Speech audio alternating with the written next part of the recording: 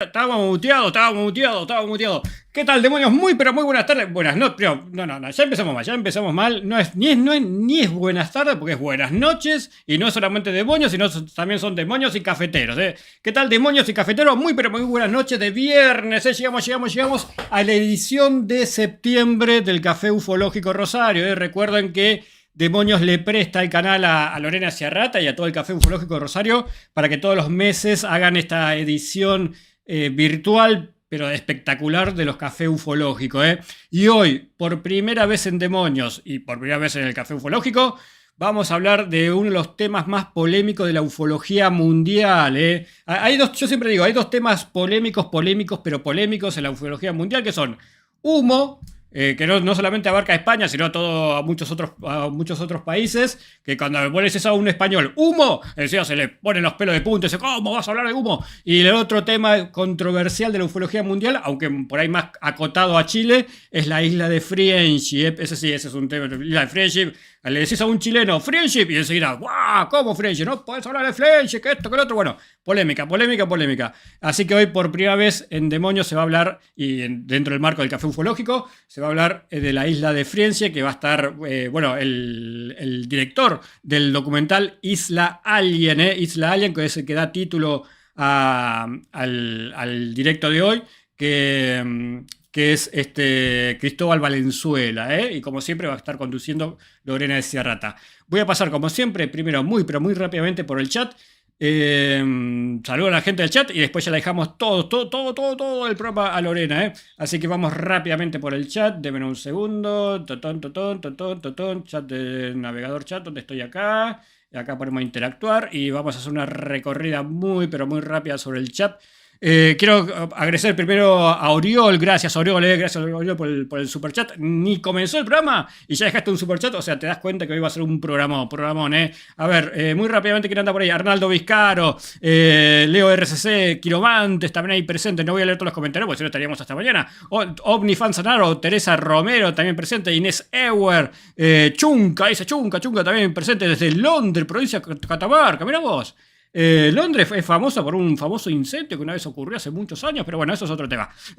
Hangar Retromaster, también desde Chile. ¿Quién más? Cris Muñoz Figueroa, que es una de nuestras moderadoras, que también es desde Chile, de Santiago de Chile. Así que gracias, Cris, que está ahí siempre presente, moderando y difundiendo la actividad de Demonio en las redes sociales. Carpiciado Valeria, desde Morón, Corazón del Oeste. Quiromante, creo que ya lo mencioné. Sigo salteando así rápido. Dani Valverde, por supuesto, de Código OVNI, no podía faltar, Bueno, muchos comentarios. Willy S. también presente. Juan Carlos Hernández OCC también ahí saludando. Ya estaba dejando alguna pregunta por ahí, Juan Carlos, si la encuentro, por ahí la leemos ahora. Willy S. Bueno, sigo rápidamente.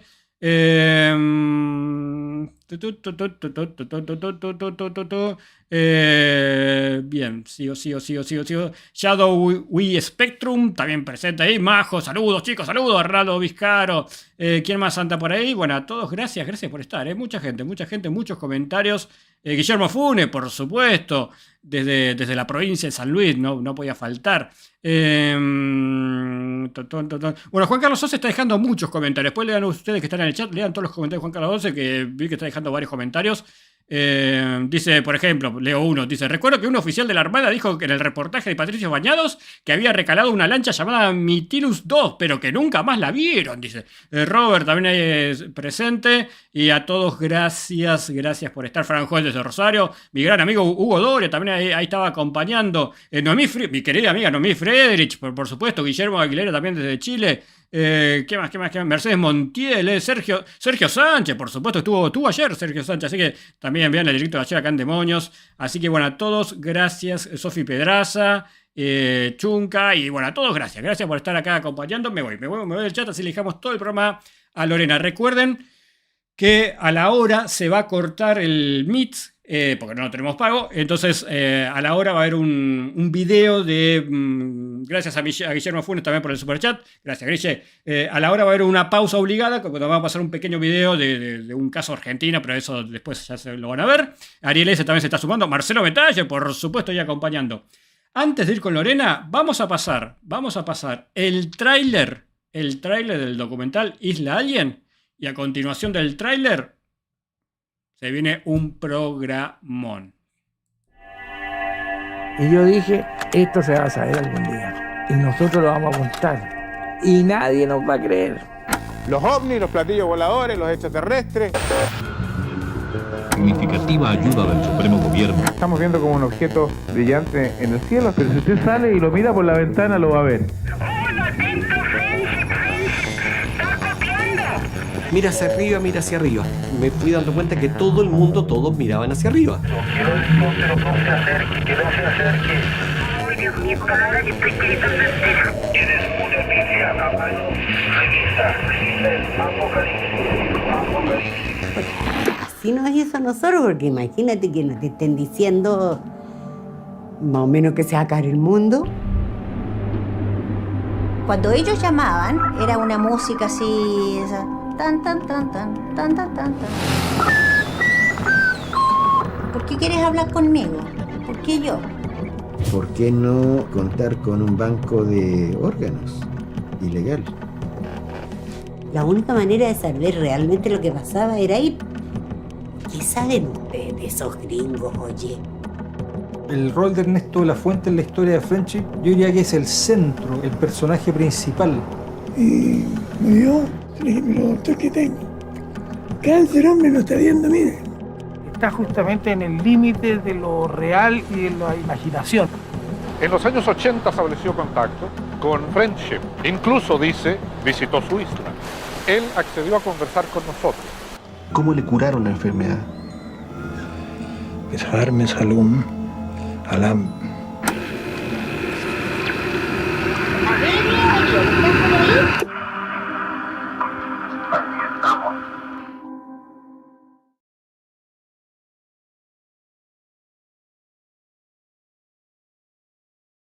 Estaba mirando en la computadora el tráiler. Bueno, bienvenidos a todos.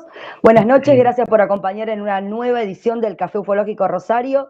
¿Y de qué vamos a hablar hoy? Isla Friendship. La verdad es que yo cuando quise abordar este tema, no pensé que tenía tantas controversias, que era tanto lío, porque entraba a las redes y uno peleando con el otro. El documental todavía no se estrenó, porque este documental se va a estrenar el 2 de noviembre. Y ya hay un despiole bárbaro, un despiole bárbaro. Antes de darle la palabra a Cristóbal, a quien acabo incluso de conocer recién, quiero hacer unos agradecimientos. Bueno, lo anoté porque no quiero olvidarme. Primero, gracias a Michael Jordán, que fue quien hizo posible que yo conociera a Cristóbal, porque cuando él promocionó este documental, automáticamente le dije, quiero hacer contacto con Cristóbal, y me pasó el teléfono. También a Guilla Aguilera, que está ahí en el chat, lo vi, que también me proporcionó material o información. A Patricio Buslesme, por dos motivos.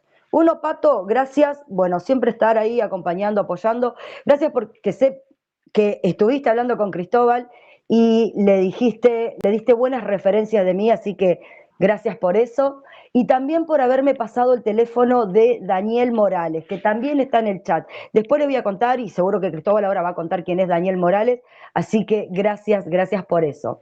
Quiero agradecer también a Josep Guijarro, que bueno, no me dio mucha información, pero por lo menos me atendió. Eso ya fue un avance. A Raúl Núñez, que destinó una hora de su tiempo para compartirme lo que fue la investigación de él, que viene de hace muchísimos años, y que también me contó que fue el primero que da anuncio en España sobre este caso. Y esto después se lo voy a preguntar a Cristóbal si lo sabe.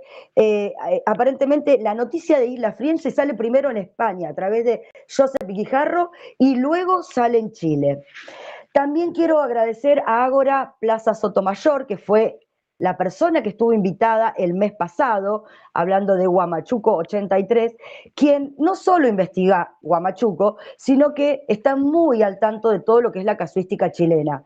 Y me proporcionó un montón de información que incluso yo desconocía. Es más, yo buscaba entrevistas de Cristóbal para por lo menos conocerle la cara y ver y tratar de no repetir preguntas. Y no encontré nada, la verdad que no encontré nada. La única que encontró fue Ágora, una entrevista que dio luego del estreno del documental en México, una pequeña entrevista que dio ahí Cristóbal, que ahí pude escucharlo. Así que Ágora, gracias. A Gustavo Valverdi, que también estuvieron debatiendo sobre este documental, que todavía no salió. Esto es lo que más me impresiona. Todavía no salió y ya se han armado foros de debates de Isla Alien. Así que gracias. Checo, nada, esto es personal. Bueno, para ahora entrar en lo que es Isla Alien, Cristóbal, gracias por haber aceptado estar. Me dijo Sebastián que, bueno, no habías dado ninguna nota, que todavía no querías hacerlo, querías esperar más cerca del estreno, así que gracias por haber aceptado y contanos un poquito, presentate, contanos un poquito, quién sos, a qué te dedicas, cuánto hace que estás en la industria del cine. Ya. Bueno, primero que nada, Lorena, gracias por la invitación, por este espacio, para poder promocionar la película. Bueno, quiero aclarar de que yo no soy ufólogo, no investigo dentro de la ufología. Yo soy cineasta, yo estudié cine en el ARCI, una universidad chilena que ya no existe. Me especialicé en edición o montaje. Después empecé a trabajar más en guiones y terminé dedicándome a la dirección, a la investigación y a los guiones de cine documental. El año 2017 saqué mi primera película, que se llama Robar a Rodán, que es de otro tema, es de un robo de arte. Y después de esa experiencia, desde el año 2018 aproximadamente, ya empecé a trabajar en esta película, Isla Alien, que finalmente se estrenó este año en Guadalajara, en junio, en el Festival de Cine de Guadalajara, el 2023, entonces fueron 5 o 6 años de trabajo. Así que, nada, ya bueno, y comunicar de que en Chile se va a estrenar el 2 de noviembre y después estén atentos por si se asoma por otros países. ¿Qué opinión tenés de la ufología? Sé que no sos ufólogo, lo acabas de decir, pero ¿qué opinión tenés? Porque del 2017-18, hace aproximadamente unos 5 o 6 años que venís haciendo un recorrido para poder hacer este documental. Sí. Bueno, yo entré al tema de la Isla Friendship por un programa que hubo en Chile, que fue muy popular, que se llamó el programa OVNI, que tuvo una primera temporada del año 98, que era conducido por Patricio Bañado. Y allí tuvo una asesoría de investigación con Rodrigo Fonsalida. Y fue básicamente ese año, el 98. Después hubo una segunda temporada del 2000, donde se destapó esto, el caso Friendship. Pero claro, no fue el único caso, hay exploran varios casos emblemáticos de Chile, el caso del Cabo Valdés y otros, etc. Pero fue para mí, en mi adolescencia, este programa el que me introdujo a estos temas de OVNI que me cautivaron.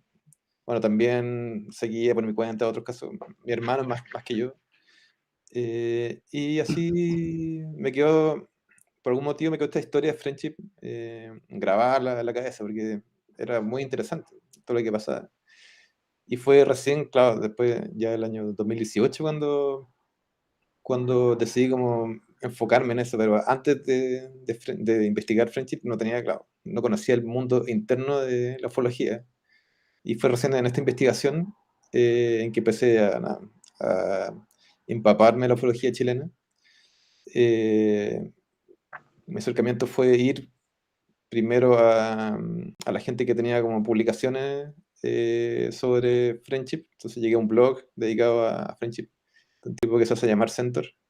Después ubiqué a Michel Jordan, que tenía también unas publicaciones online. Entonces partí con lo más accesible. Después fui a gente que tuvo libros, entonces ahí entré en contacto con Patricio Bauleme, que tiene libros muy interesantes, y él es periodista, entonces tiene como un acercamiento también desde otra área. Y así, múltiples personas. Yo intenté llegar a todos, ¿sí? Y los que no, por ejemplo, Raúl Núñez no quiso hablar porque él ya sentía que tenía como superado el tema de la isla. y cosa que nada, no hay ningún problema, es su decisión. Pero nada, yo intenté sumergirme y en ese como sumergimiento entre la ufología chilena, no sé cómo será en el resto, claro, me di cuenta que hay como posiciones súper marcadas y que en algunos casos se enfrentan entre ellos. eh, porque, yo creo que en la ufología chilena me parece que friendship es como de los temas que más genera como ruido. Entonces están los pro-friendship, están los anti-friendship, están los que creen, los que no creen, también están los que creen pero dicen que es peligroso y así se enfrentan mutuamente. Yo, cuando ya estaba inmerso en el mundo de la ufología, observaba esto y claro, me parecía muy extraño, pero a la vez apasionante, porque si se toman con tanta pasión estos temas que, no sé, me encontré interesante. Eh, en alguno de los comentarios, o sea, yo todavía no tuve la suerte de ver el documental, pero sí también me basé en los comentarios de redes y personas que sí lo habían visto. Algunos destacaron un comentario que vos hiciste acerca de una opinión personal que diste acerca de las personas que tuvieron experiencias. O sea, ¿qué te ocasiona este tipo de personas que dicen haber tenido alguna experiencia con lo ufológico, o con lo invisible, o como quieras decirlo? Claro. O sea, bueno, mi posición es un poco la posición de la película. Entonces, lo que a mí me interesaba es como ver cómo este tipo de temática es abordado por múltiples instancias. Entonces, como que la película es como una exploración, ¿cachai? A diferentes posibilidades que ofrece como este tipo de historias o también el mito, ¿cachai? Y respecto a la gente que cree, yo siento que no hay ningún problema con la creencia de alguien. Yo creo que el único límite es cuando esta creencia empieza como a afectar la vida de los demás. Cuando esa creencia es como limitante o es agresiva o es, no sé. Pero yo creo que no hay ningún problema en la creencia de cualquier persona sobre su experiencia. Nada, es casi como criticar a alguien por la religión que sigue. Entonces, nada, eso a mí me parece todo válido mientras que no afecte la vida de los demás.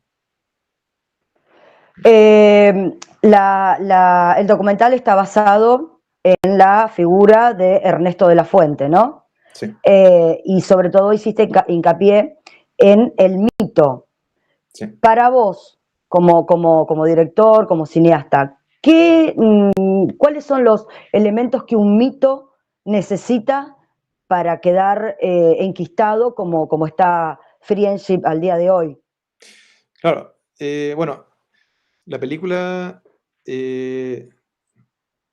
parte más coral. Eso en el cine, cuando hablamos de coral, es cuando hablamos de múltiples voces. Bueno, para la película entrevistamos no sé, unas 40 personas y por tema de tiempo y ritmo y todo quedaron 17 al final. Pero la película parte con una comunidad, no parte con Ernesto La Fuente como un centro. De hecho, Ernesto se demora en aparecer en la película.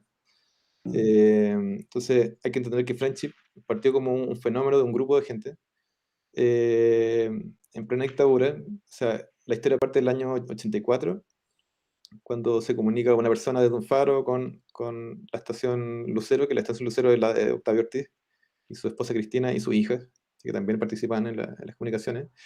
Y este grupo bueno, del tipo del faro, se llama Héctor, después derivó a otro personaje que se llama Alberto, que estaba en esta lancha que se llama Mitilus 2, que continuó las comunicaciones con la estación Lucero, y después de Alberto transita a Ariel, que este personaje de la Isla French.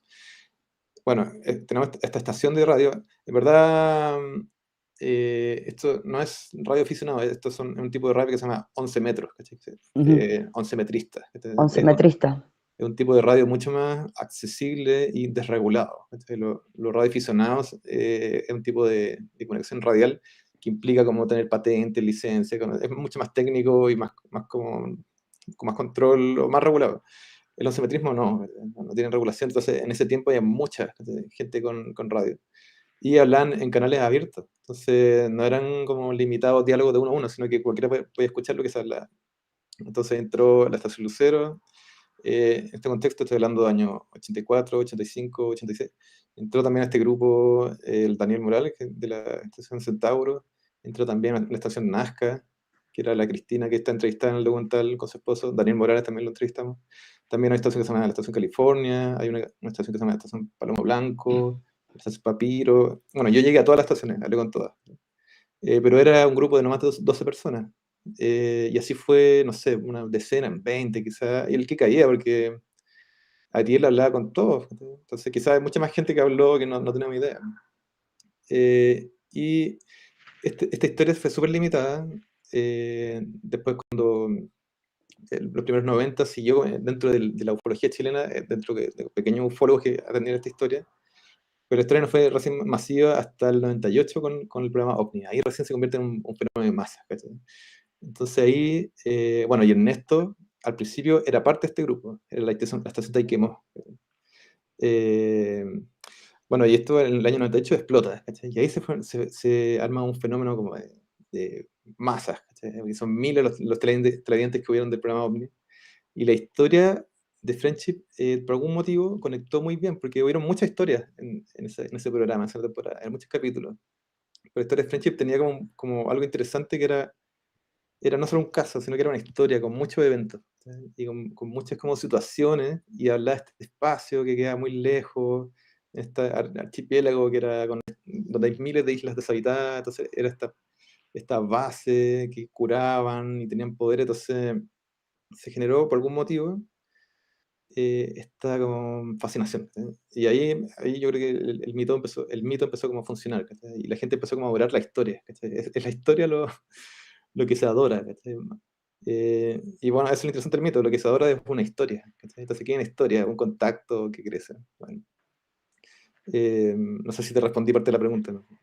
¿Por qué crees que todavía se sigue hablando de Friendship? Para ahora hacerte preguntas un poquito más puntuales sobre lo que es el caso en sí. ¿Por qué crees que todavía sigue habiendo tantas divisiones? O sea, gente a favor, gente en contra y a favor al mismo tiempo también, porque entre los mismos seguidores y no seguidores, o sea, es como que no los sueltan. Sí, o sea, yo creo que, bueno, por un lado está el punto de vista más como mitológico, si quieres. O sea, porque, por ejemplo, yo estudié mucho de mitos para poder trabajar este caso. Leí mucho de Joseph Campbell. Entonces yo creo que hay como elementos de esta historia que conectan, porque, bueno, la función del mito es que el mito te da algo que te llena de alguna forma. O sea, te llena o te aplaca un miedo, o una inquietud, o un deseo. Entonces Friendship habla también de un lugar que te puede dar esperanzas, te puede dar, no sé, habla de una vida más allá, ¿cachai? O hay ángeles protectores, porque los Friendship tienen nombres de ángeles.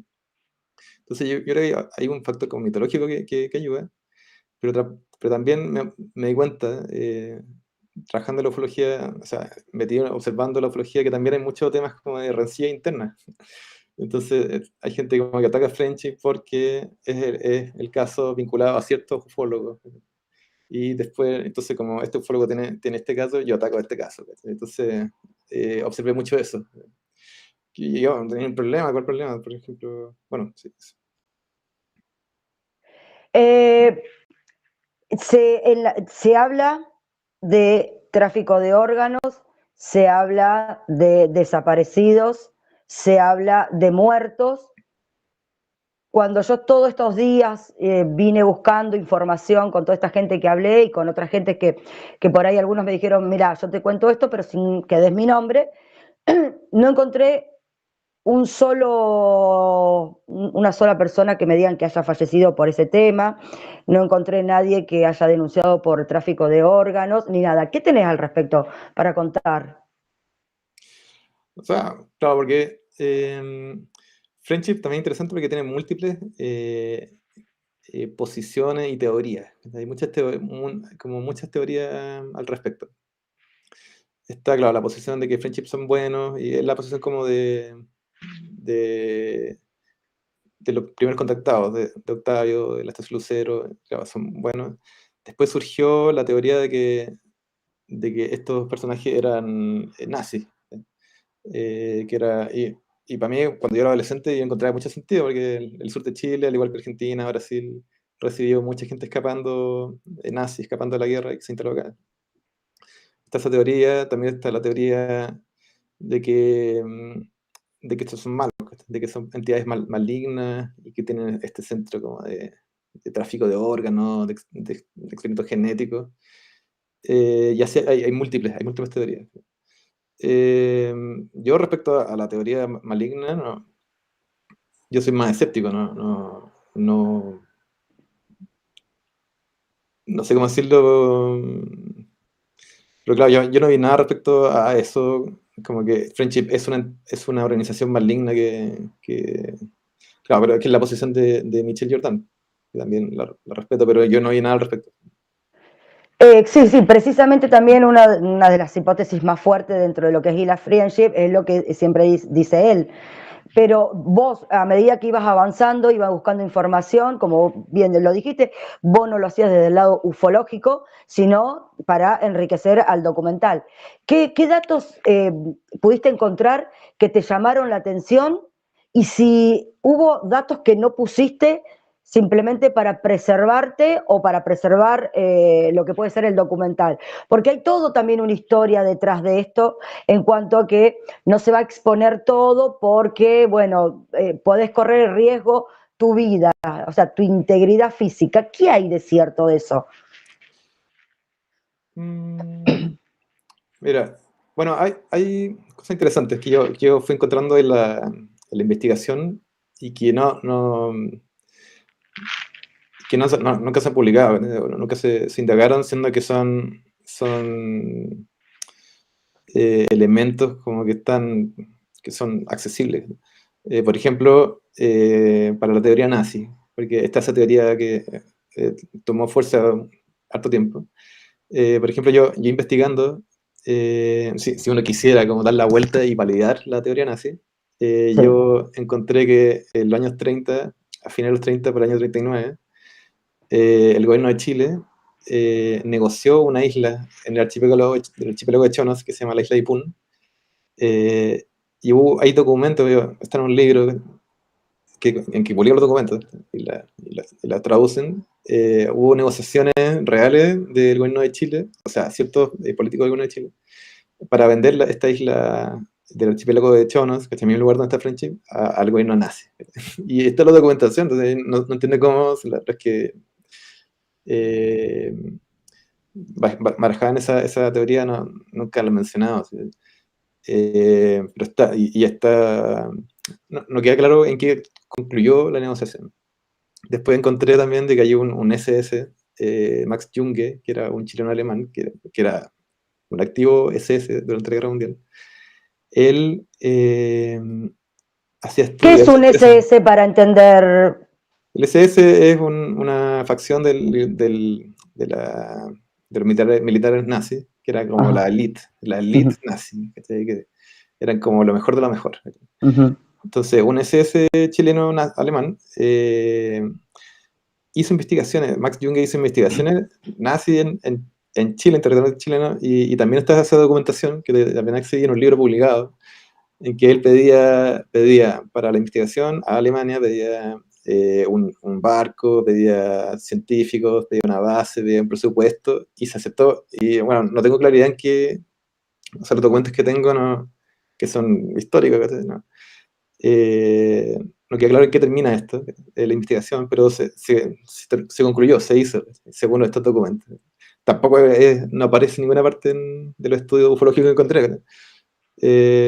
Y también había otra historia que era interesante, que era el D50. Era muy interesante eso. Si uno quisiera como validar la teoría nazi, que tampoco aparece en ningún estudio ufológico, que el D50 era un departamento de la Policía de Investigaciones de Chile, que descubrió durante la Guerra Mundial una red nazi, de espías nazis, y todo esto está así, accesible en el Archivo Nacional de Chile, se desclasificó. Era una red nazi de espías alemanes infiltrados en la sociedad chilena, en Santiago, en Valparaíso, en otras ciudades, y se comunicaban por radio directamente a Alemania. Entonces, y hay fotos de ellos desenterrando las radios de esos patios de las casas, era increíble el material. Pero claro, son cosas que fui encontrando y que me llaman mucho la atención, que como que nunca se hubiera como realmente como investigado si quisieras como validar, yo no la creo, pero claro, entonces la historia de Friendship tiene muchos vacíos que yo creo que no sé por qué situaciones que a veces la ufología, no sé, se descuidó en algunos aspectos como de no indagar, ¿cachai? Como indagar y ir más allá, ¿cachai? Más que quedarse como en las rivalidades no sé, o lo que uno quiere creer sobre la investigación en sí. Yo creo que eso afecta un poco. O sea, tu opinión, ¿cómo sería? O sea, a ver, la ufología carece en algunos aspectos un poco de sentido común, o sea, que si quisiera conseguir la verdad, debería rascar un poco más la olla. O sea, yo, o sea, no es nada contra la ufología. Lo que digo que, claro, hay mucho que, como datos, porque yo vengo de la investigación dura, como les digo, no soy ufólogo. Entonces yo siento que hay muchas cosas como de la investigación histórica, de documentos, que pueden asomar y pueden llegar incluso a validar algunas posiciones que se plantean sobre el friendship o sobre cualquier tema ufológico. Pero claro, todo eso los datos duros que yo fui encontrando no vinieron desde la ufología, llegaron como de otros lados. Claro. ¿Qué testimonios fueron los que más te impactaron para poder realizar este documental? Porque me imagino que te diste el gusto de entrevistar a quien quisiste, desde el ufólogo hasta los testigos, hasta obviamente tuviste la suerte, entre comillas, pero tuviste la suerte de entrevistar a Ernesto de la Fuente. Sí. Y esas charlas habrán sido tremendas, ¿no? Pero, ¿cuál fue el testimonio, por ejemplo, que dijiste, este testimonio es el más importante o es clave o me impactó muchísimo? Sí, o sea, yo encuentro que todos los testimonios de la gente que vivió Friendship, porque Friendship tiene varias generaciones, con varios episodios. Está el Friendship de los 80, después está el Friendship que surgió después del programa Omni, después como el año 99, 2000, después como, bueno, tiene como ramificaciones. Para mí el Friendship más interesante es el de los 80, el primero, y con todas las estaciones de radio cuando Friendship era un grupo más limitado. Entonces todos esos testimonios los encuentro así, muy interesantes, el de Octavio, de Cristina, el de Ernesto, bueno, lejos, no, son diferentes formas de aproximarse a la historia. Por ejemplo, la perspectiva que vivió Daniel Morales, yo lo encuentro muy interesante, como que él vivió todo un arco. Hay que entender que el Daniel, que a mí me colaboró mucho para el proyecto, yo viví con él de cerca, como que él era muy creyente de Friendship y vio como un arco personal y en un punto cambió la mirada. Y para él Friendship fue muy importante porque él se fue a vivir a Chiloé, a la isla de Chiloé, en el sur de Chile, por el Friendship. Entonces él, y eso lo cuenta en la película, esta historia como que le cambió su vida, ¿verdad? Y de repente se da cuenta como que esto que él creía antes ya no lo cree como esto, se da cuenta que su vida por sí otra, si no hubiera creído esto, ¿verdad? Entonces, claro, hay muchos testimonios de gente que como que busca la isla, no sé qué. El testimonio más radical en cuanto a Friendship, bueno, claramente el de Ernesto, porque Ernesto cuenta en su testimonio que él es el único de todo este grupo, este primero como grupo de radio, que logra ver a los Friendship. Él lo describe como esta gente rubia que se mueve en esta lancha, el Mytilus 2. Y él visita la isla, se cura el cáncer, sale. Es interesante el testimonio de Ernesto, porque bueno, hay que darse cuenta, hay que destacar de que Friendship se comunicaba todas las noches, durante años, desde el 84, 85, donde empezó a surgir, hasta mediados de los 90. Hasta 93, 92, por ahí se dejaron de aparecer las comunicaciones. Y Ernesto al principio era uno más de este grupo, pero ya por el año 88 es cuando él, bueno, en un punto él se empezó a convertir como en el nexo, como el personaje que hace como el puente entre este grupo de contactados con Friendship. Y ya en el 88 él ya se cura el cáncer y ya se convierte como el protagonista de la historia. Entonces, pero todos los personajes de este primer grupo tienen sus diferentes como participaciones y son todas súper apasionantes. ¿En qué te basaban las preguntas que vos le hacías a ellos? ¿Cómo era este diálogo como para sacar o para después plasmar en el documental con esta primera etapa o la primera camada de los friendship? ¿Cómo interactuabas vos con ellos para que estas personas, los testigos, te compartieran libremente la información, por lo menos lo más despojado posible? O sea, mi acercamiento siempre fue honesto, que yo quería, bueno, me interesaba como agarrar la historia de primera fuente. Entonces, me interesaba tener el testimonio de todos ellos. No sé, yo creo que fueron algunos, bueno, de todos los, porque de estas radios que hay, por ejemplo, hay testimonio increíble de gente que nunca ha dado entrevista y que no quiere dar entrevista. Pero hay muchos de los testimonios más increíbles que están en esa zona. Pero los testimonios del grupo original, en la primera parte del documental, se basa sobre todo, fueron preguntas como para orientarlos a dar su relato. Entonces, toda la primera parte es de esta comunidad y cuentan esta historia. Y finalmente, bueno, la película poco a poco se empieza como a entrar en este personaje que surge como protagonista, Ernesto. Y ahí empezamos a meternos en su cabeza. Pero sí fue mi acercamiento, fue así, nada, ya poco a poco con los ufólogos, y después con los contactados, y contactando a otros, y así fue como creciendo. Yo hablé con muchísima gente. Y como decía, estamos 40 y finalmente quedaron 17 de la película. Vos recién dijiste que sos escéptico. ¿Cómo vos tomás, siendo un escéptico y un no ufólogo, esto que te contaban, que obviamente roza lo fantástico para muchos? O sea, ¿cómo vos podías interpretar esto? O sea, bueno, yo soy narrador también, o sea, a mí me interesa contar historias. Entonces, claro, lo que yo busco es como agarrar elementos que me ayuden a construir la historia.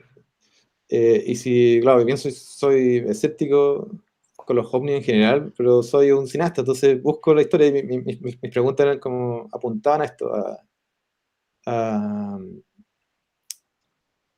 buscar la forma más como fluida de contar la historia, pero al mismo tiempo hablar de los temas que me interesaban, que para mí era especialmente el mito.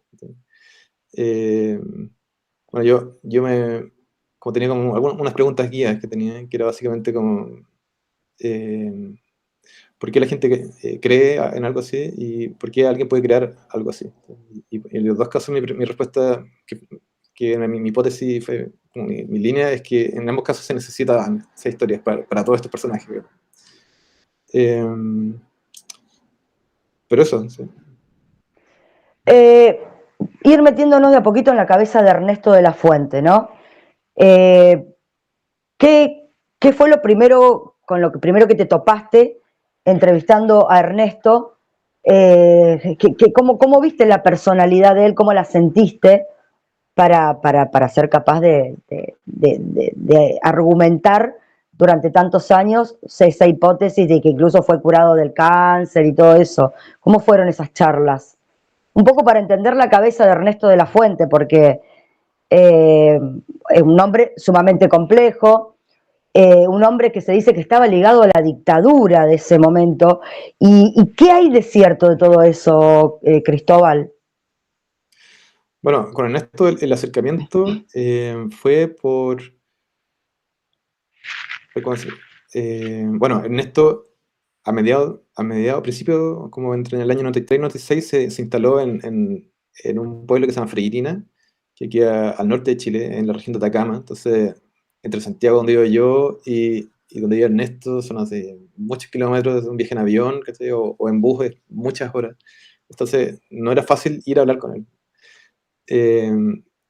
Yo primero viajé en bus y hablé con él para poder hacer una primera entrevista en la etapa de desarrollo del documental. Era para hacer un teaser más que nada. Y lo entrevistamos, y la primera entrevista fue básicamente que él nos contara su relato mezclado con su biografía. Entonces dedicamos 3 días de entrevista a eso. y él ya estaba bien afectado por su salud. Padecía un efisema pulmonar. Y ya le costaba como respirar y estaba ahogando. El plan nuestro era después de esta entrevista que era más testimonial de toda su experiencia, con todos los detalles, nuestra idea era ir en un segundo viaje, básicamente como profundizar, como encararlo en cierto lugar de la historia. Y ahí, justo antes de partir al segundo viaje, empezó el estallido social en Chile. No sé si tú conoces lo que fue el estallido social en Chile. No. El estallido social fue un periodo como de protestas masivas, ¿cachai? A nivel país, de norte a sur, ¿cachai? Que se tomaron todo. ¿cachai? Entonces... Por el tema de salud, por el tema de los colegios y todo eso. Claro, sí. El tema como de, claro, de exigencia política, de malestar político general. Entonces ahí, en ese periodo, como se suspendió la segunda entrevista, un poco para que se calmara un poco el ambiente en general, que era como absoluto, ¿sí? Y ahí murió Ernesto. Entonces perdimos como la segunda instancia de la entrevista, que la teníamos programada, pero murió del mismo problema que padecía, efisema pulmonar. Pero nada, su relato, el que nos dio a nosotros, es el mismo que siempre ha dado. Y que siempre dio, de hecho, hasta las mismas frases, las mismas palabras. Contaba tal cual y nos habló de cómo era el friendship, por ahí, los interiores, las máquinas. Hace un relato muy como vivido. Y es un gran narrador, Ernesto. Tenía una habilidad así, increíble como narrador. Y sí, Ernesto, en cuanto a la dictadura, hay que aclarar de que Ernesto no fue un agente de la dictadura, no fue agente de la DINA, no fue agente de la CIA tampoco. Y yo creo que de alguna forma él fue víctima también de sus propias como fantasías. Yo creo que él le habría encantado ser de la CIA. Y él trabajó en una rama de Estados Unidos, del gobierno de Estados Unidos, que se llama UCIA, que es bien diferente. Es un organismo que hace propaganda de política, que hacía en la Guerra Fría. Era sonidista haciendo documentales de propaganda para Estados Unidos, y era UCIA, no era CIA. Entonces, pero a él y a Patricio Bañados la culpan de ser de la CIA. Bañados se sentía indignado, pero yo creo que Ernesto estaba feliz. Pero yo hablé con la CIA, porque la CIA tiene como una línea que tú puedes hacer como de transparencia. Entonces la CIA me dijo que no puede como asegurar ni desmentir que Ernesto fue la CIA. Pero en Chile recurrió a los mismos como líneas de transparencia. No, y Ernesto no fue agente y fue... lo que sí tuvo, claramente, una posición política marcada y, bueno, está involucrado en estos casos, pero de eso va a haber que ver la película. Va a haber que esperar. Va a haber que esperar. Vamos a hacer una pausita acá, que en unos minutos se corta este Meet y nos volvemos a conectar mientras Carlos pasa un pequeño video. Bueno, aguanten unos momentitos que hacemos la pausita y en minutitos nos conectamos de nuevo.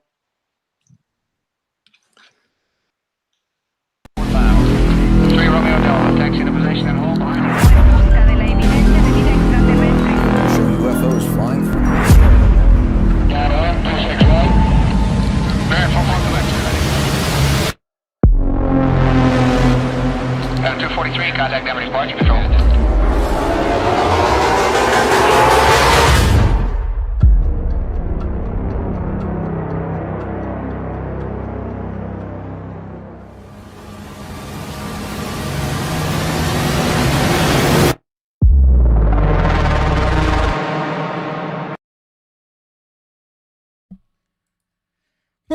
Muy bien. Acá estamos con Luna, que está acá Luna acá al lado mío, observando todo, prestando atención a todo. Como bien dijo Lorena, ya saben, se corta ahora el Meet a la hora, así que tenemos que hacer la reconexión. Entonces aprovechamos para pasar un video. ¿Qué video vamos a pasar? Bueno, hace un par de días, el 6 de septiembre, se cumplieron 45 años del caso de Juan Oscar Pérez, un caso muy, muy querido por todos, el caso, porque lo queremos todos a Juan Oscar. Así que el famoso caso del niño que ató el caballo a la escalerilla de la nave. Ya lo recordamos hace ¿cuándo fue? El miércoles, que se cumplieron los 45 años, lo recordamos en un fragmento de video ahí en el programa del miércoles. Y hoy vamos a recordar un caso que ocurrió 3 días antes del Juan Oscar Pérez. O sea, el 3 de septiembre del 78 se produce también en la región de Venado Tuerto el caso de Alberto Ealión. Un caso sumamente interesante. Bueno, Alberto estuvo en la edición número 38, en la edición que se llamó Encuentros Cercanos del Café Ufológico Rosario, el directo número 38, allá por mayo del 2020. Así que de ese Café Ufológico de mayo 2020 saqué 5 minutitos de cuando Alberto Ealión cuenta aquella experiencia que vivió 3 días antes del caso de Juan Oscar Pérez, en la misma región, ahí cerquita, todo en Venado Tuerto. Así que mientras ven a Carlito Ealión, hacemos toda la recolección con los invitados y regresamos. Así que vamos ya con Carlitos.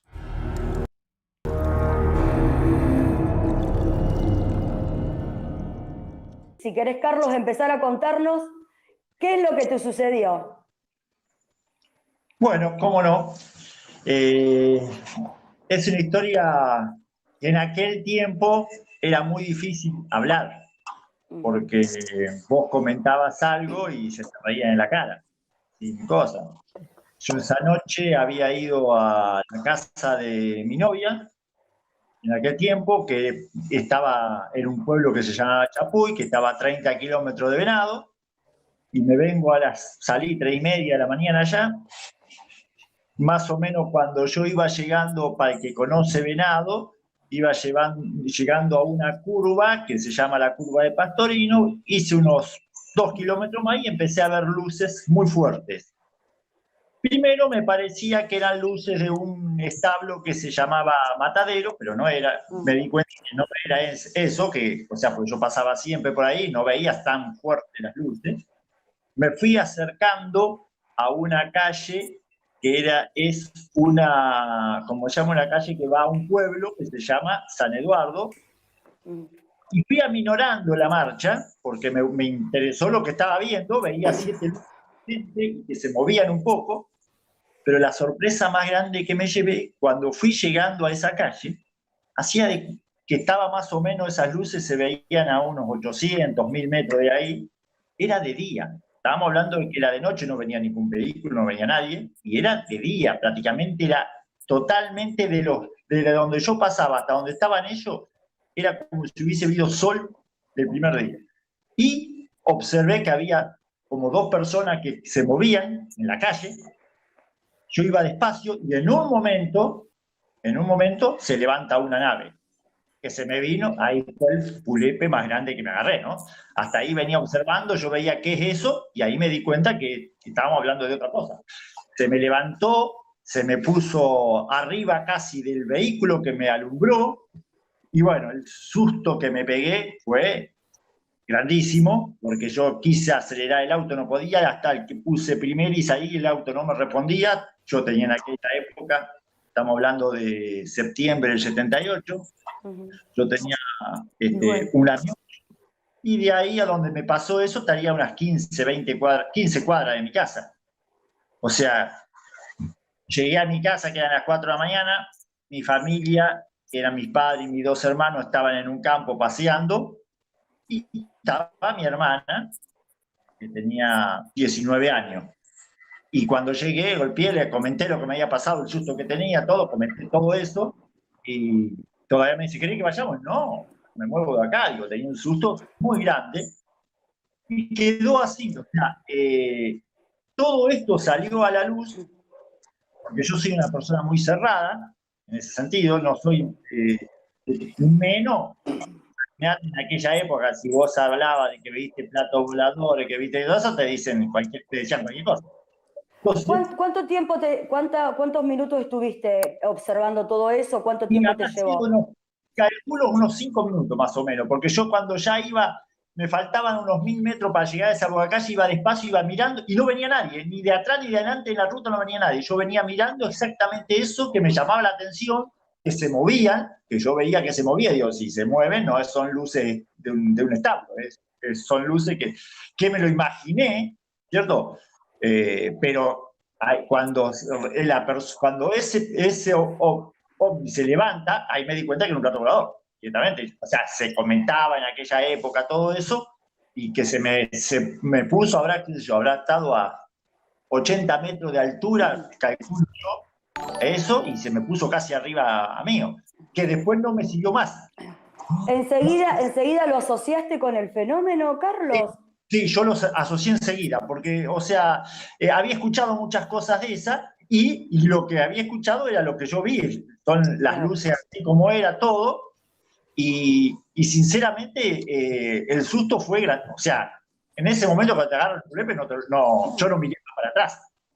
Sí, te digo, yo venía mirando todo, cuando eso eso fue un segundo. Te puedo asegurar que se levantó y en un segundo estaba arriba mío. El susto que me pegué fue tremendo.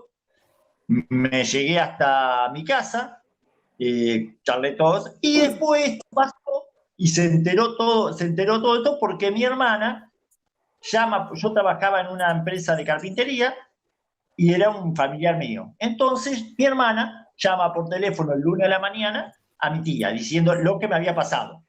Mi tía llama a una emisora que en aquel tiempo recién salía en Venado Tuerto, y se vinieron. Yo no sabía nada. Yo a las 9:30, 10 de la mañana, estaba trabajando en la fábrica, me llaman, dice, te buscan a vos. Veo una persona que venía con un micrófono, otro con un fotógrafo, y empezaban a preguntarme. Entonces sí, empecé a comentar lo que me había pasado. Por eso, si no hubiese sido por mi hermana, por mi tía, quizás esto nunca hubiese salido a la luz, porque yo no iba a comentar nada.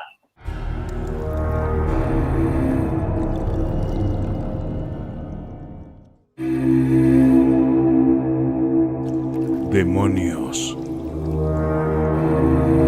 El canal sobre el fenómeno OVNI de Carlos Alberto Yurchuk. youtube.com/demonios.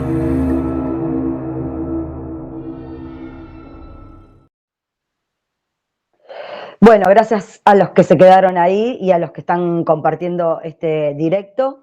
Gracias a los que lo van a ver luego. A los que están por primera vez en Demonios, suscríbanse, porque esto no lo digo nunca, pero aprovecho para decirlo. Suscríbanse tanto a Demonios como también a las redes del Café Ufológico Rosario, Instagram, Facebook y YouTube. Nos encuentran como Café Ufológico Rosario. Es una manera también de que podamos seguir creciendo y bueno, también teniendo invitados interesantes.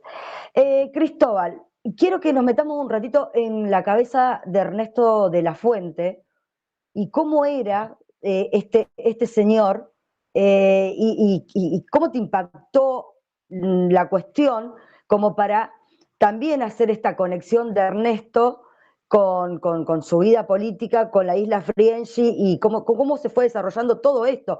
Porque algo que me llamó un poco la atención también en las redes es que los pocos, porque esto hay que decirlo, los pocos que vieron el documental dijeron, no, tiene un tinte político. A ver, quiero dar mi opinión personal con respecto a un mito. Generalmente un mito no se lo puede desvincular de una cuestión sociopolítica. No hay que olvidarse en el momento que esta historia se creó. Entonces, creo que tiene que haber una relación con respecto a eso. Todo tuyo, Cristóbal. Bueno, antes de responder, tengo que mandar un saludo que me están escribiendo acá a mi productor Diego y al resto del equipo de la película, que me están exigiendo un saludo. Está bien. Bueno, Ernesto de la Fuente Gandarillas es un personaje complejo, muy complejo, tiene muchas capas. Yo creo que a cierto punto es casi tan fascinante como la historia misma de Friendship. Tiene una biografía bastante curiosa. Él dice que, bueno, se cría con una familia con mucho dinero. Dice pues que estudia ingeniería eléctrica. De hecho, salen todas sus entrevistas como ingeniero. Ahí me di cuenta que no, nunca estudió, o sea, estudió un semestre de ingeniería, pero nunca terminó. Pasó a estudiar teatro, que tampoco terminó, hizo unos cursos. Después se vinculó al audiovisual como sonidista. hizo sonido en varias películas de fin de los 60 y principios de los 70 en Chile. Y curiosamente, él le gustaba participar en las películas. Entonces empezamos a ver las películas que él hizo sonido, porque asumíamos que era un sonidista, ¿no? Solamente, pero empezaba como a aparecer como extra y como actor en las películas. Es una cosa muy rara. Yo que vengo del mundo del cine, es muy curioso ver como a un sonidista que actúe en las películas, como que descuida su puesto y se pone a actuar. Y, y también tiene como, bueno, este tema con Estados Unidos, después tiene como un tema se casó 3 veces, con la primera esposa lamentablemente se quita la vida y después empieza a decir que esta esposa aparece como fantasma, y empieza a mezclarse. Bueno, el tema político, Ernesto era abiertamente de derecha, era partidario de Pinochet, y claro, hay como una clase de spoiler de la película, no quiero revelar, No, pero por favor, porque Sebastián Vivero me dijo, por favor, ojo con los detalles que habla de la película. No. Pero un poco para que la gente por lo menos tenga intenciones. Luego de ver esto, el 2 de noviembre decir, bueno, cacho un micro, un avión y me voy a Chile a ver la película. O sea, para entrar un poquito en esa. claro. O sea, yo creo que, bueno, hay mucha gente que comenta la película sin verla, o que escribe de la película sin verla, lo que me llama mucho la atención. Y la película, no sé por qué dicen que es política, porque pasa en un contexto político y la historia de la friendship pasa en dictadura. Entonces, y en esto se implica en un caso que es, hay, un caso de desapariciones, pero no contaré mucho más. Pero eso está más ligado con los derechos humanos, y el derecho humano en sí no es político. O sea, puede ser de izquierda a derecha y cualquier personaje tiene derechos humanos. Entonces, no es una película política, no hay como un mensaje político. Entonces, siempre encontré medio absurdo como pensar que si uno se mete con derechos humanos, estamos hablando de una película de izquierda. No tiene sentido, si los derechos humanos aplican tanto a la derecha como a la izquierda. Entonces, los invito a todos a ver la película y a tomar una posición viendo la película, no antes de verla, y no cerrarse a la idea de que esto es político, porque va por otro lado. Y la posición de la película es que la historia de Friendship está siempre como vinculada a la biografía de Ernesto. Es decir, como que no se puede ver Friendship sin entender a Ernesto. Entonces, nada, son unas interesantes preguntas que van a poder ir resolviendo con la película, que les repito, el 2 de noviembre se estrena, y tenemos una página que se llama www.islaalien.com, donde vamos a ir publicando todas las fechas de las exhibiciones nacionales e internacionales. ¿Crees que pudiste entenderlo, Ernesto? O sea, vos... Sí, completamente, sí.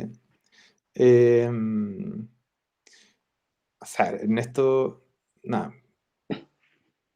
Estoy viendo mis palabras para no revelar, pero por ejemplo, unas cosas que son muy interesantes es, por ejemplo, el Mytilus 2, que es la lancha que ocupa... Sí, que ahí estaba Juan Carlos Hernández Hoces, preguntó e hizo hincapié precisamente en ese barco. Claro, el Mytilus 2 es, en la historia de Friendship, es la lancha que el capitán Alberto y Ariel y los personajes de Friendship ocupaban para trasladarse hacia la isla, o desde hacia la isla. Y el nombre es Mytilus 2. El Mytilus es una concha. Y averiguando, investigando, porque me di cuenta que el Mytilus 2, encontré como el Mytilus 1. Y el Mytilus, en esto de la fuente, todas sus vacaciones, porque su padre se compró un terreno en Chiloé, en la isla de Chiloé, en Taquemó. Y no construyeron nada en Taquemó hasta los 80 con Ernesto hijo. El papá de Ernesto se llama también Ernesto de la Fuente. Sí. Hasta la fuente Tonkin. Entonces, Ernesto iba al pueblo más cercano de este fondo, que se llama Kemchi. Y Kemchi queda cerca de Ancud. Entonces, ahí hay una lancha que se llama Mitilus, que era una lancha del SAC. El SAC es el Servicio Agrícola Ganadero de Chile. Básicamente era una lancha que controlaba la extracción de ciertas como ostras y cosas. Entonces, Ernesto en su infancia vio este barco, porque era una lancha muy recordada, ¿verdad? Y posiblemente, porque hay fotos del Mitilus 1 en Ancud y también lo guardan en Kemchi. Entonces yo tengo como encontrar la documentación y esa lancha recién como se remató, si no me equivoco, como el año como 78. Entonces Ernesto iba como del año 40, 50, 60, 70, pasando todo el verano en este lugar. Obviamente conocía la lancha Mitilus 1, entonces Mitilus 2 para mí es básicamente una rememoración de la infancia de Ernesto. Entonces así Friendship está plagada de estos elementos. Como encontré cosas, por ejemplo, Ernesto en su texto decía que Friendship está en unos textos, porque Ernesto en un punto después del programa OVNI, cuando ya la isla Friendship explotó, publicó un blog donde iba como publicando poco a poco, como, "Oye, me acordé cómo era Friendship", y ponía como detalles de cómo era la región. Y en un punto puse que Friendship en la parte de arriba, o sea, porque Friendship es una base subterránea, en el relato Ernesto. En uno de sus posts del blog decía que afuera de la superficie habían animales, perros Doberman con cámaras vigilando, en una isla austral. Y nada, y si eres cercano, la gente cercana a Ernesto sabe, y viendo por fotos y videos, que él siempre tuvo Doberman en su casa, era como un fanático de los Doberman. Entonces uno empieza a encontrar cosas, pero no hablaré más porque tienen que ver la película y ahí van a encontrar cosas más aún determinantes. Te hago una pregunta sobre Ernesto, porque ya que lo entrevistaste varias veces, pero esto es personal, no creo que esto tenga que ver con el documental. ¿Cómo era Ernesto en su casa? O sea, porque tuviste la posibilidad de interactuar, ¿cuáles eran sus gustos? Y porque a mí me llama la atención algo, es un tipo que tenía un magnetismo muy particular, o sea, era un encantador de serpientes.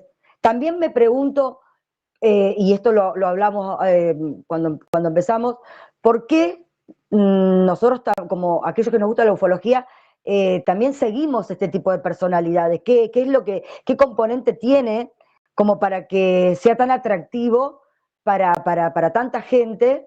Es un tema que también es más que interesante. ¿Qué nos pasa a nosotros para seguir este tipo de personalidades? Pero ¿cómo era Ernesto en lo cotidiano? No, Ernesto era un tipo encantador. Era encantador, no tenía una dicotomía, porque era muy encantador, muy sociable, pero por otro lado como se alejaba, ¿sí? Como que estaba cercano, encantador, y de pronto desaparecía, después aparecía. Yo creo que también como que le gustaba como asumir ciertos personajes, ciertos roles. Por ejemplo, tenemos un testimonio en la película como que a él le encantaba como parecer militar, ¿sí? Tenía un jeep militar que ocupaba, ¿sí? Y a veces se disfrazaba como militar, y le encantaba que los militares como que lo saludaran, pensaban que era un militar real, cambiaba aspectos todo el tiempo. Tenemos las fotos de él, son increíbles, con barba, sin barba, con lentes, sin lentes, el pelo para acá, el pelo para allá. Es como que siempre está como asumiendo como personajes, bueno, y lo mismo actuando en el película que hace sonido, interpretando personajes, muy creativo, sin duda, y con, no sé, por ejemplo, cosas de su historia por ejemplo, él dice que peleó la guerra de Vietnam. Yo me conseguí su autobiografía, que yo creo que fui su único lector. No voy a decir la fuente, pero la mitad de su autobiografía es sin Friendship, la mitad es sobre su paso por Vietnam. Entonces, nada, y tiene fotos que dice que lo prueban, ¿cachai? Entonces tiene múltiples capas. Es un personaje fascinante, pero claro, tiene su lado oscuro, claramente. Y encantador. Entonces mucha gente empezó a seguirlo y seducido, es un seductor, ¿no? Pero son cosas que se sorprenderán cuando vean la película. Sí, claro que sí. Te hago esta última pregunta porque ya dijimos que hoy iba a ser un directo medianamente corto, porque también corremos el riesgo de expoliar parte de la película y del documental y no tiene gracia si no. Pero, ¿por qué, esto que te pregunté antes, por qué crees que nosotros, aquellos entusiastas de la ufología, seguimos este tipo de personalidades? ¿Qué es lo que encontraste vos? Porque seguramente que hiciste una crítica personal o una conjeturas, hipótesis acerca de esto. O sea, no es solo para la ufología, yo creo que también en todo, también en la política, en las religiones. Hay como gente como que está en un periodo de su vida que necesita como alguna dirección, algún empuje, alguna inspiración, y encuentran estos personajes como, esto no sé, llena mi vida, ¿cachai? O este personaje sabe algo que yo no sé y me va a llevar a un lugar nuevo, emocionante, o con sabiduría, con luz, ¿cachai? Entonces, yo creo que aplican cosas que también suceden en las sectas. Pero Friendship hay que tener claro que no fue una secta, ¿cachai? Nunca tuvo señal de organización, simplemente era una historia fascinante y Ernesto era como pareciera ser como el elegido de Friendship pero claro, no, Friendship no era una secta. Pero nada, yo creo que hay un atractivo como natural en Ernesto y su capacidad de contar historias. Yo creo que tenía como algo que lo impulsaba, en contar historias donde él siempre era el protagonista y era el que vivía cosas increíbles. Y nada, uno se entretiene y uno siente que este tipo o tipos como él, no sé, te lleva a un lugar más interesante. Dijiste que no es una secta, pero acá quiero, obviamente que Friendship no es una secta, pero en toda la información que encontré, que vamos a hacer luego, esto es un programa para que Cristóbal nos cuente acerca del documental, de lo que se va a estrenar. La idea era que él promocione un poco esto, pero vamos a hacer, el próximo programa, vamos a hablar de algunos puntos en particulares. El Café Ufológico, quiero decir, va a hablar de algunos puntos particulares que dentro de toda esta maraña fui encontrando y me resultaron interesantes, pero que no tienen que ver con Isla Alien, sino con temas que fui encontrando. Pero no quiero dejar esto de lado. Hay una persona que hace muchos años atrás, Friendship tuvo como células, que fue estas ramificaciones que hacen que se sostenga esta gran historia, ¿no? Esta persona se metió dentro de un grupo, obviamente que no voy a decir el nombre porque esta mujer me pidió que no lo dijera, ella también es chilena, es una mujer muy bella, que hace muchos años atrás se metió dentro de una de estas agrupaciones, no sé cómo llamarlo, porque secta no lo quiero decir, pero en especie de células que estaban y me dio los lugares. En el sector Cajón del Maipo, en Comuna Puente Alto y en General Velázquez, Comuna Estación Central. O sea que estoy dando datos precisos de donde estos lugares estuvieron funcionando. Y esta especie de líder buscaba mujeres bellas, con cuerpo exuberante. Bueno, esta chica, aparte de ser hermosísima actualmente, en ese momento tenía un cuerpo muy, muy exuberante, pudo entrar dentro de esta célula y se encontró con temas bastante macabros, como abusos sexuales, abusos psicológicos, abusos económicos, que bueno, estamos siempre en la misma. Se dice, pero si no hay denuncia, es como que todo cae en un vacío y queda dentro del mito. Pero a esto me refiero, que Friendship, o sea, estas ramificaciones van haciendo complicado el escenario, Cristóbal. No, sí, obvio. O sea, sí hay casos en que hay abusos sexuales y todo. Hay que investigarlo y judicializarlo. Hay una ley, hay un sistema de justicia. Entonces, pero claro, Friendship, que yo investigué el Friendship original, que es el de los 80 y principios de los 90.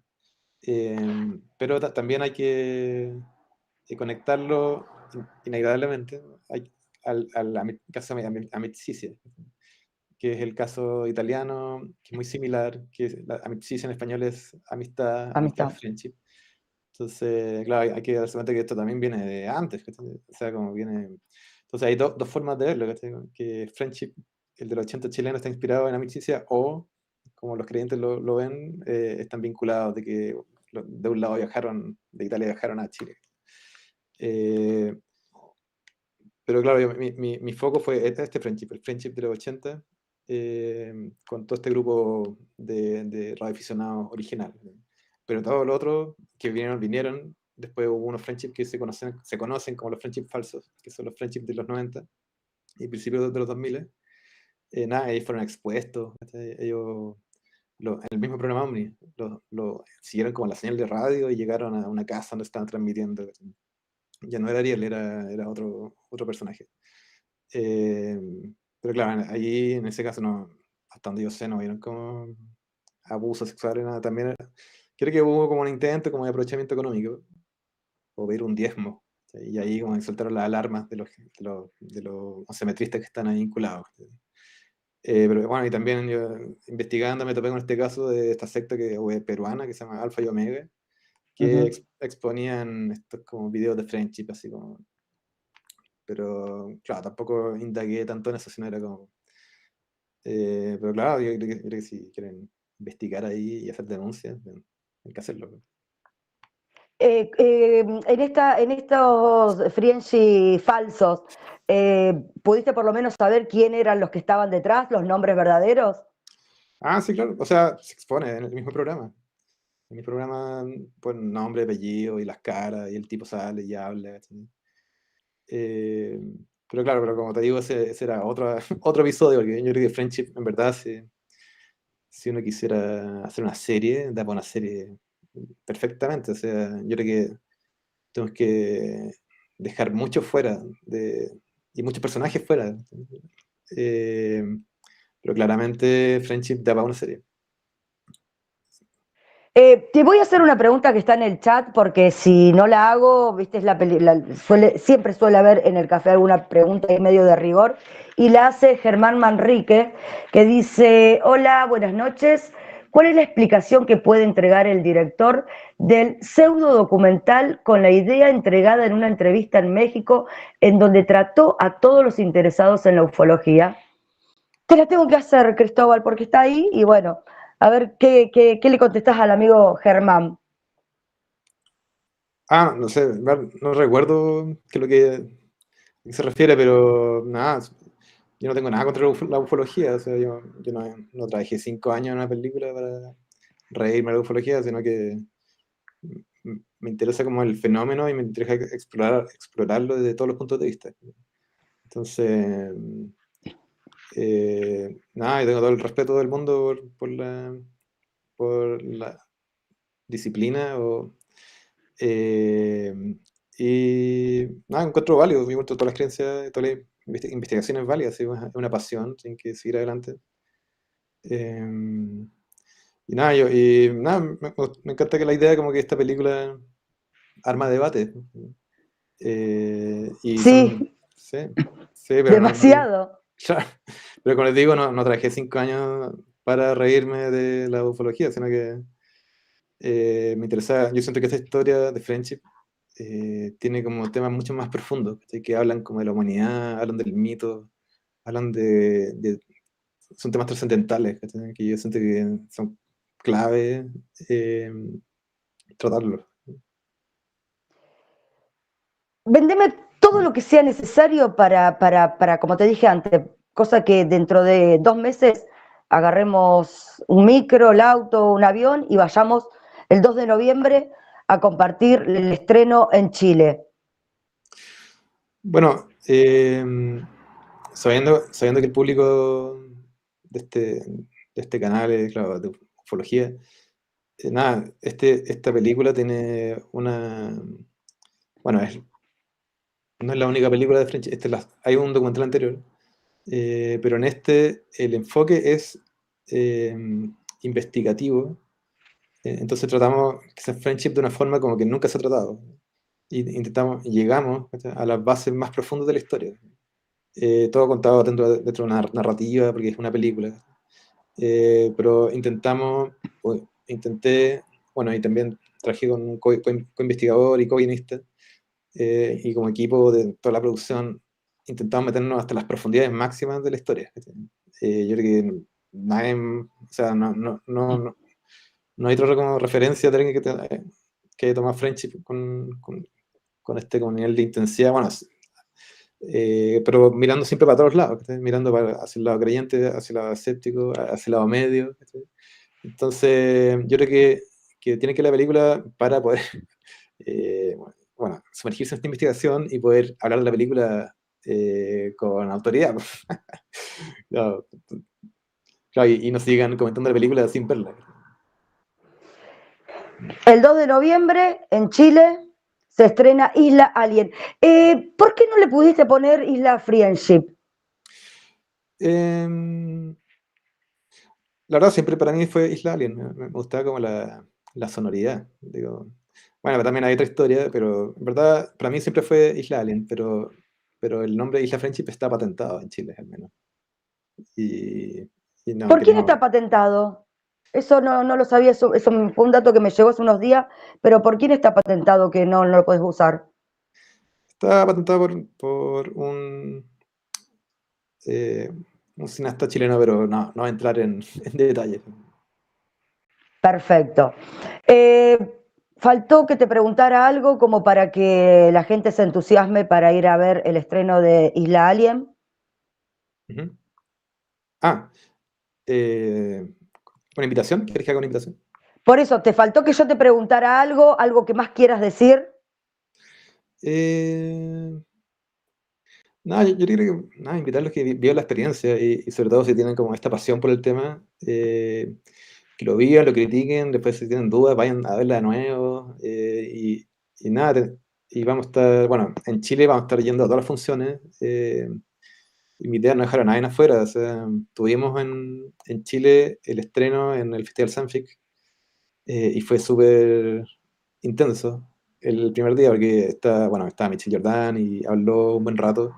Después estaba Octavio Ortiz, el contactado por excelencia, estaba ahí y dio unas palabras también. Está Sergio Gallaga, que también es muy, muy a favor de la historia, también dio sus palabras, y así después siguieron discutiendo afuera y todo. Yo creo que está todo bien. Así. Todas las posiciones son válidas y nada, invitarlos a que sigan discutiendo, pero con la autoridad de haber visto la película.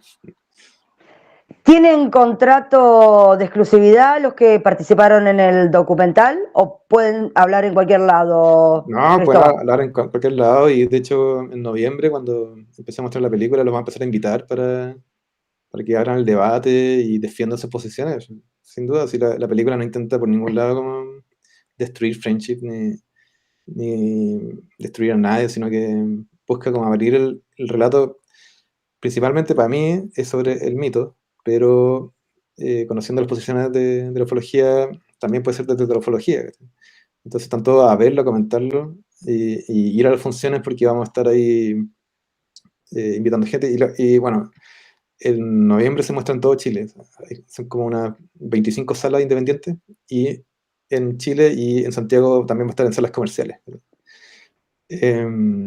Y bueno, atento porque ahí puede que se abran ventanas para mostrarlo en Argentina y en otros lugares. Perfecto, eso te quería preguntar. ¿Se va a venir una segunda parte de este documental? Podría tener, pero por el momento no hay ni un plan para mí de seguir la historia. Si alguien quiere hacer su propio documental, está completamente invitado. Perfecto. Te preguntaba sobre la exclusividad porque, como dije al principio, tuve una charla hermosísima con Daniel Morales y lo convoqué por privado y ahora lo hago públicamente, que no sé, dejaré a lo mejor pasar una semana o dos y lo quiero a Dani Morales en el programa. Interesantísimo, y más hablando sobre lo que es Friendship y la vivencia de él, que no tiene nada que ver con el documental, sino con la historia neta de aquellos años. Sí, bueno, Daniel es un personaje clave en la película, es nuestra estrella. Y claro, todavía tengo muchas ganas de mostrar el documental en Chiloé, donde surge, donde pasa gran parte de la película, donde grabamos ahí, que fue muy intenso. Entonces, nada, estoy muy curioso como de cuáles van a ser las reacciones que vaya a generar esto allá, ¿cachai? Porque hay que entender de que Friendship, si bien la isla Friendship queda en el archipiélago de Chonos, que es el sur austral de Chile, la mayor parte de los hitos de la historia pasa en Chiloé, que es como 1000 kilómetros más al norte, pero sigue siendo el sur de Chile. No, 1000, pero hartos kilómetros.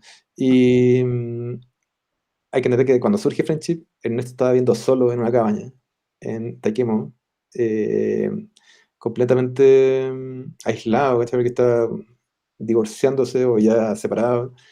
Entonces hay mucho de Chiloé, porque es una isla muy mística, con mucha mitología interna. Entonces sí, yo creo mucho como de Chiloé, que está así empapado, que Friendship como que se alimenta un poco.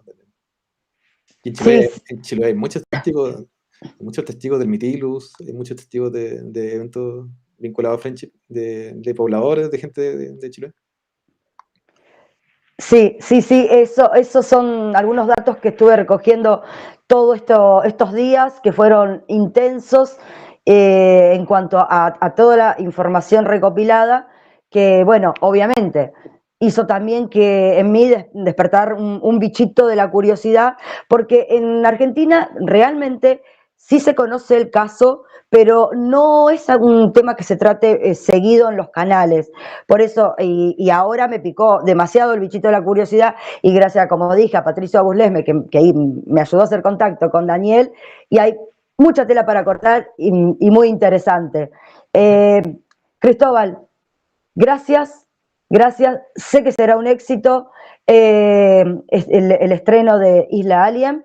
Sé que van a seguir hablando y generándose estas controversias, que también son buenas porque abren debates y el debate es necesario e interesante. Espero poder tenerte después del estreno para que nos cuentes cómo fueron las repercusiones, si hay alguien que te quiera colgar en una plaza o pidan una segunda vuelta del documental. Ya. Sí, muchas gracias a ti por esta oportunidad. Nada, y dejar a todos invitados a ver la película, claro, y que sigan con sus posiciones.